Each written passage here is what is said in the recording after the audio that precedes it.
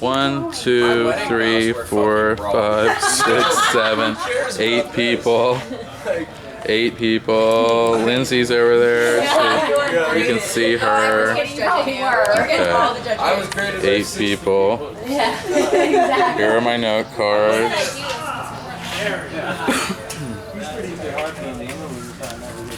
I didn't fuck up my dance. Okay, good afternoon. For those of you who don't know me, and those of you who do know me, you may not know that when I was 8 years old, I almost died. Most people consider me a fun-loving person, happy-go-lucky, sometimes the life of the party, but you may not know that I grew up with anxiety and depression. And so I'm here today to discuss how my anxiety and depression affected me in the past, how it affects me in the present, and hopefully how I can overcome that in the future. So let's talk about the past. First, I grew up a very shy child. School was torture for me.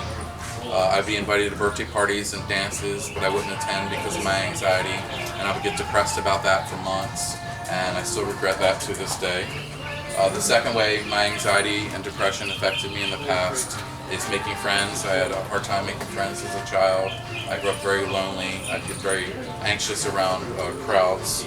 But that was the past, so let's talk about the present. I get a lot of anxiety from school. I just started SBC in the fall of 2015.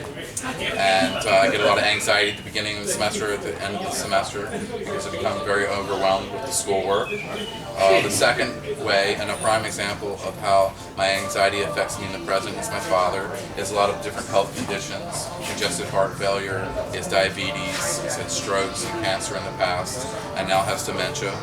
So I was preparing for this speech, very anxious about it. I want to make a good grade, and my father had back pain, and so I had to take him to the hospital. We were there for 6 hours. There's a woman throwing up in a bag beside me. There's a baby screaming, crying for an hour. There's code reds everywhere. Talk about anxiety. You know, I'm there with my father, and who's ill, and all I can think about is this speech. Well, let's talk about the future. The first way anxiety affects me in the future is school. I want to get a good career, so hopefully I can overcome my anxiety and depression and become successful. The second way that it affects me that it may affect me in the future is my interpersonal and business relationships. You know, I've had a hard time making friends, so hopefully I can be more outgoing and overcome that. You know, being confident is another thing. You know, confidence can be very attractive. I mean, look at Donald Trump, for example. A lot of people find him very attractive. So that's how it's affected me in the future, you know. So in conclusion, my anxiety has affected me in the past, it affects me in the present, but hopefully I can overcome that in the future so I can be successful in my career, be more spontaneous, be more adventurous, be that type of person. So when I was 8 years old, I fell out of an attic and I almost died, and so I have a fear of heights. So I'm trying to overcome that and be more spontaneous. So I don't want to be that 8-year-old that's scared.